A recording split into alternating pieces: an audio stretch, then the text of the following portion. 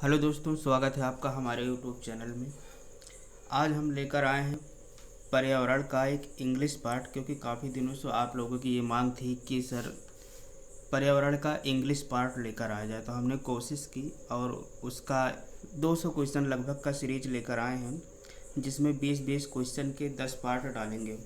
तो ये उसका एक पहला पार्ट है और इस पार्ट के अंतर्गत हम आगे बढ़ते हैं। ये है पर्यावरण का इंग्लिश का पार्ट, जिसमें पहला क्वेश्चन है the human activity among the following which causes maximum environmental pollution having regional and global impact etch. The human activity अर्थात मानव क्रिया जो नीचे दिए गए मैक्सिमम इन्वायरमेंट पॉल्यूशन को रखता है, वो मानवीय क्रिया जो नीचे दिए गए कारणों में मैक्सिमम इन्वायरमेंट पॉल्यूशन को रखता है, वो क्या है? माइनिंग, एग्रीकल्चर, अर्बनाइजेशन और इंडस्ट्रियलाइजेशन। इन चारों में कौन सी ऐसी मानवीय क्रिया है जो इन्वायरमेंट पॉल्यूशन ज़्यादा करता है? तो ये होगा इंडस्ट्रियलाइजेशन, औद्योगिकरण। अर्थात औद्योगिकरण से पर्यावरण प्रदूषण सबसे अधिक होता है, उसकी अपेक्षा माइनिंग, एग्रीकल्चर, अर्बनाइजेशन इसमें कम होता है। इसलिए इसका चौथा ऑप्शन सही होगा, इंडस्ट्रियलाइजेशन। सेकंड क्वेश्चन है the science that deals with the relationship of various organism with their environment is known as. The science that deals with the relationship of various organism with their environment is known as. अर्थात वो विज्ञान जो विभिन्न प्रकार के जीवों का relation हमारे पर्यावरण के साथ दर्शाता है, उसे क्या कहते हैं? तो उसे दोस्तों इकोलॉजी कहते हैं। इकोलॉजी, जिसे हिंदी में पारिस्थितिकी तंत्र कहते हैं, जिसका परिभाषा होता है कि एक ऐसा विज्ञान जो विभिन्न जीवों को उसके पर्यावरण से जोड़ता है, तो उसे पारिस्थितिकी कहते हैं, इंग्लिश में इकोलॉजी कहते हैं। तो अर्थात the science that deals with the relationship of various organism with their environment is known as ecology. Next question है एन इकोसिस्टम कंसिस्ट ऑफ। अर्थात एक इकोसिस्टम पारिस्थितिकी तंत्र में क्या होता है? पहला पॉपुलेशन, दूसरा abiotic E community and it's non living elements, तीसरा एबायोटिक कम्युनिटी और चौथा ए population and it's non living elements. तो एक इकोसिस्टम में abiotic community and non living elements दोनों होते हैं, अर्थात जैविक और अजैविक घटक एक इकोसिस्टम में दोनों होते हैं, जैविक और अजैविक घटक, अर्थात abiotic community and it's non living elements. इसका दूसरा ऑप्शन सही होगा। नेक्स्ट क्वेश्चन है a simple detritus food chain start with. A simple detritus food chain start with. साधारण अपरजीवी, डेट्रिटस मतलब होता है अपरजीवी अर्थात अपघटक। तो साधारण अपघटक का फूड चेन स्टार्ट होता है, खाद्य श्रृंखला स्टार्ट होती है। पहला ग्रीन प्लांट, दूसरा वेस्ट ऑफ प्लांट, तीसरा waste of organism and dead organism और चौथा नन ऑफ दीज।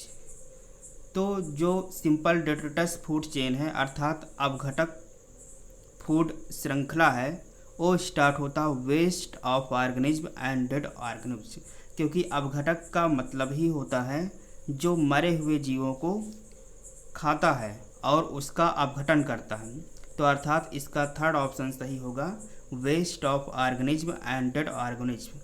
अर्थात a simple detritus food chain, simple detritus food chain start with waste of organism and dead organism, अर्थात इसका third option सही होगा। Next question है in a food chain humans are. In a food chain humans are, अर्थात एक खाद्य श्रृंखला में मानव क्या होते हैं? तो दोस्तों खाद्य श्रृंखला में एक होता है प्रोड्यूसर, एक होता है प्राइमरी कंज्यूमर, और एक होता है प्राइमरी एंड सेकेंडरी दोनों कंज्यूमर्स, और चौथा होता है केवल सेकेंडरी कंज्यूमर्स। तो फूड चेन में जो प्रोड्यूसर होते हैं उन्हें कहते हैं उत्पादक, अर्थात हरे पेड़ पौधे, साग सब्जियाँ। दूसरे होते हैं प्राइमरी कंज्यूमर, अर्थात जो पेड़ पौधों पर निर्भर रहते हैं, अर्थात शाकाहारी। तीसरे होते हैं प्राइमरी एंड सेकेंडरी कंज्यूमर, जो साग सब्जियों पर और कुछ जीवों पर भी निर्भर रहते हैं। और चौथा होता है सेकेंडरी कंज्यूमर, जो केवल जीवों पर ही निर्भर रहते हैं, अर्थात उन्हें मांसाहारी कहते हैं। तो एक फूड चेन में ह्यूमंस क्या हैं? तो ह्यूमंस प्राइमरी एंड सेकेंडरी दोनों कंज्यूमर हैं, अर्थात ये शाकाहारी भी हैं और मांसाहारी भी हैं। ये पेड़ पौधों पर भी निर्भर रहते हैं और कुछ जीवों पर भी निर्भर रहते हैं। तो इन्हें food chain humans are primary and secondary consumers both. इसका थर्ड ऑप्शन सही होगा। चलते हैं नेक्स्ट क्वेश्चन पे।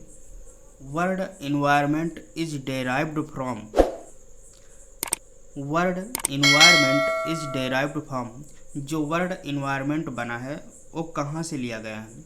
तो जितने भी इंग्लिश शब्द हैं वो विदेशी लैंग्वेज हैं। इसमें इन्वायरमेंट शब्द जो आया है ये लिया गया है फ्रेंच से, अर्थात ये फ्रांस से लिया गया है।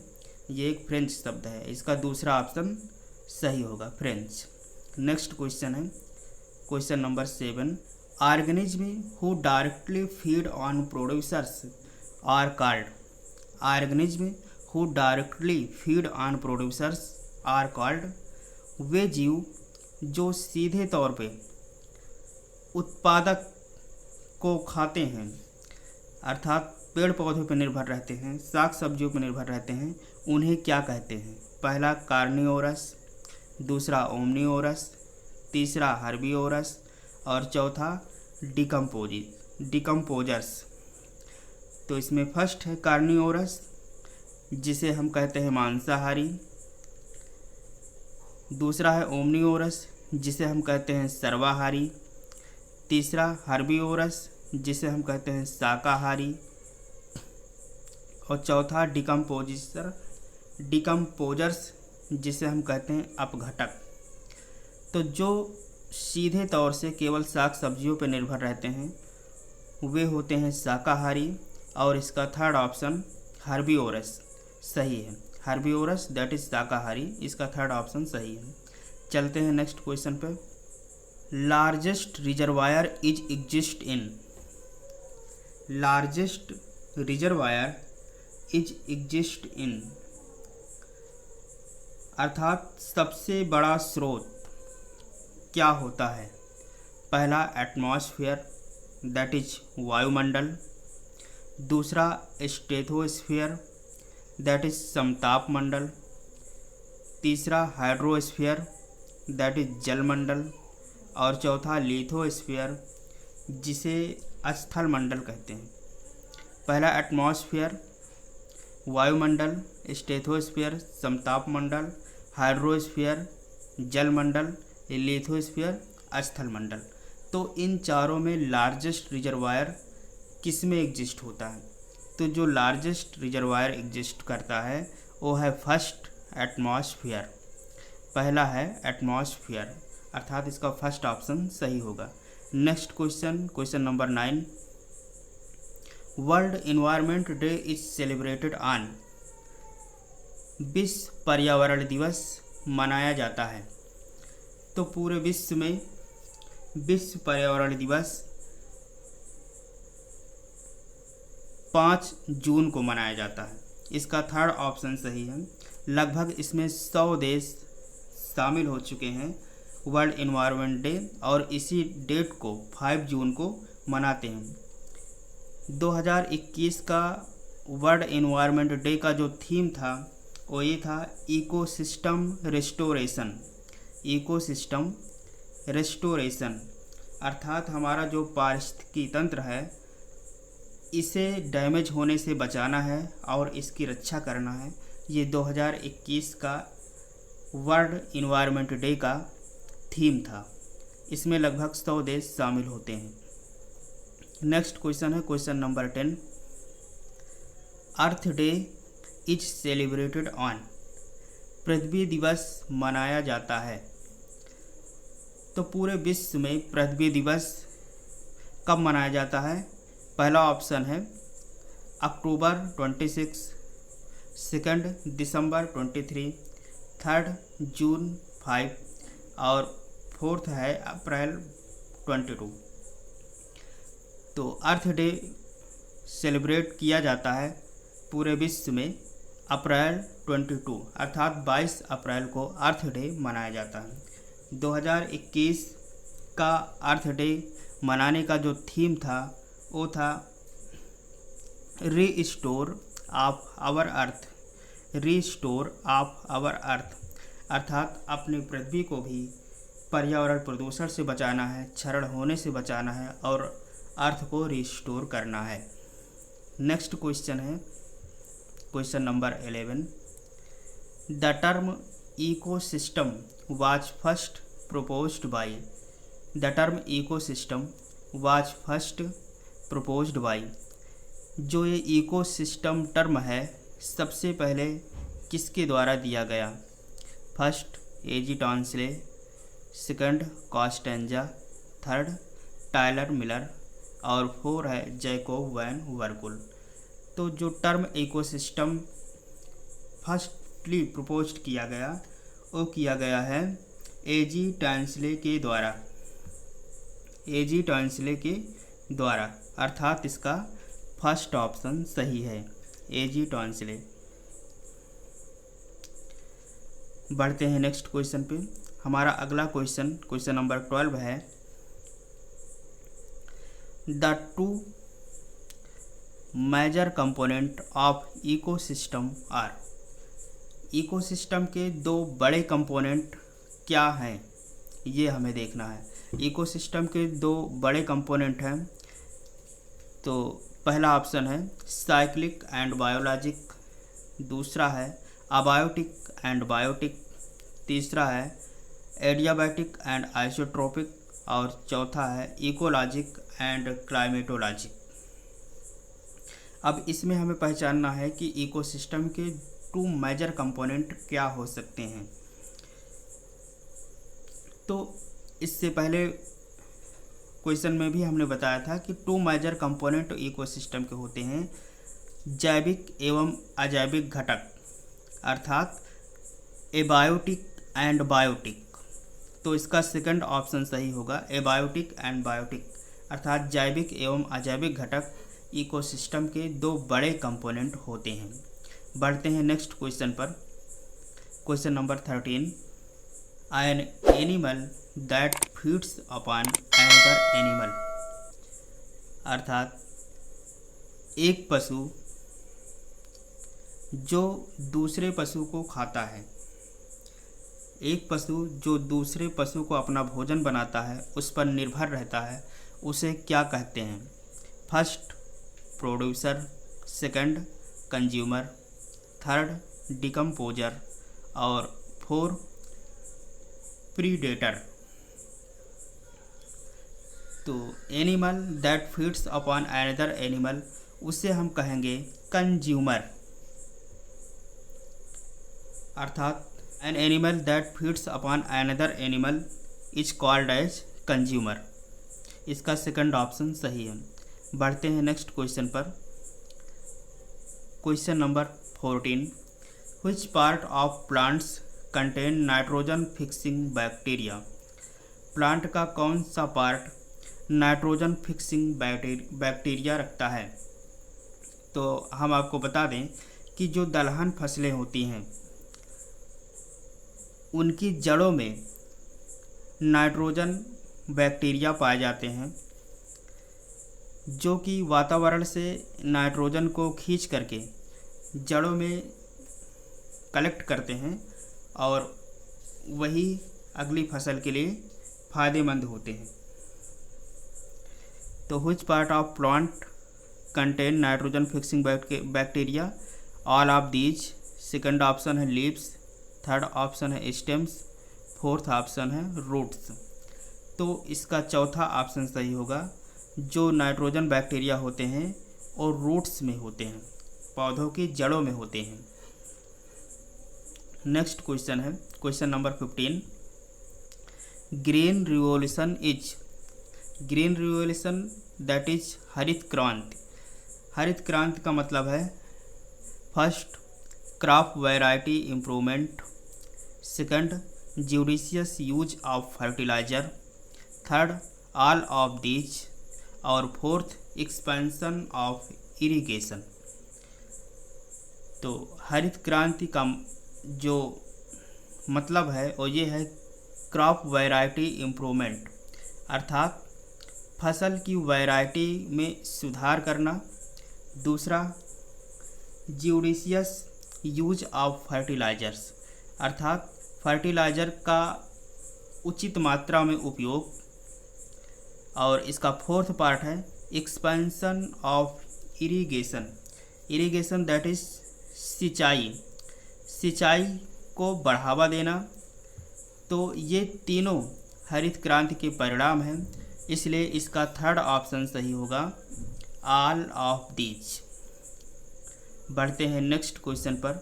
Question number 16। Percentage of nitrogen in earth atmosphere is. Earth atmosphere में नाइट्रोजन का जो परसेंटेज है वो कितना है। तो हम आपको बता दें कि अर्थ एटमॉस्फेयर में नाइट्रोजन होता है 78%। 78% नाइट्रोजन होता है, 21% ऑक्सीजन होता है, और 0.9% आर्गन होता है, और 0.1% अदर गैसेस शामिल होती हैं। तो यहाँ पर percentage of nitrogen in earth atmosphere कितना होता है, तो ये होता है 78%, अर्थात वातावरण में नाइट्रोजन की मात्रा 78% होती है। बढ़ते हैं नेक्स्ट क्वेश्चन पर। Question number 17। A food web consist of. Food web मतलब खाद्य जाल। तो हम ये जानते हैं कि कई खाद्य श्रृंखलाओं को मिलाकर के खाद्य जाल बनता है। कई खाद्य श्रृंखलाओं को मिलाते हैं तो खाद्य जाल बनता है। तो जो फूड वेब होता है उसमें कई खाद्य श्रृंखलाएं होती हैं।